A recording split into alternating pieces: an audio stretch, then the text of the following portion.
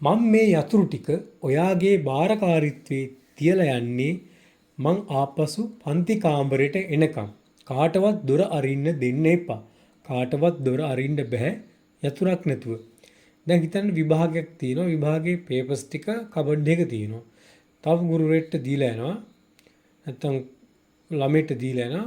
ඒ යතුරු වල වක්කීම් බාර දීලා යනවා. අන්න ඒකට තමයි මේ අදහස් තමයි මේකේ තියෙන්නේ. ඒතර බලමු මම මේ යතුරු ටික ඔයාගේ භාරකාරීත්වයේ තියලා යන්නේ. ඒතර මේක හදන්නේ in somebody's charge. නැත්නම් in charge of somebody something. ඒතර මේක charge එක ඔක්ස්ෆර්ඩ් එකේ ගහලා බලන්න මේකේ උදාහරණ ටිකක් දැම්මා.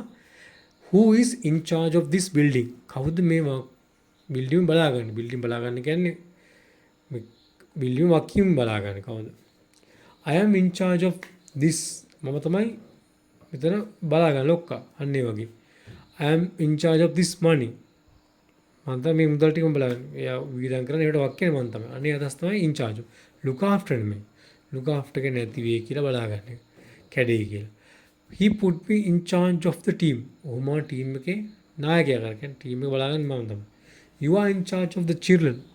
දැන් සම්බුද්ධ දාන බල in charge of. ඒතර ඔයා තමයි ළමයිව බලාගන්නේ. ඒතර in somebody's charge. it is in your charge.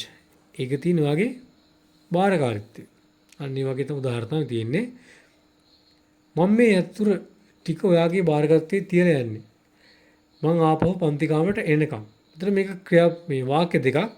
එතන අපි එකක් හදාගමු. මේ මුලින්ම කළු පාට තියෙන කොටස in somebody's charge කලින් කිව්වා මේක දැන්. එතන මේක leave something in somebody's charge. යමක් දාලා යනවා කාගේ හරි මේ වකිමි. එතන මේක දැන් මම දාලා යනවානේ. එතන future is භාවිත කරනවා. decision එක ගන්න I will eat. ඒක උදාහරණ. එතන these keys මේ යතුරු ටිකට අපි නිකන් සිංහලෙන් විවහාරයේ තියෙන these keys මේ යතුරු. එතන I will leave these keys in your charge. somebody ඔයාගේ වකිමගේ in your charge. ඊට මං ආපහු පන්ති කාමරයට එනකම්.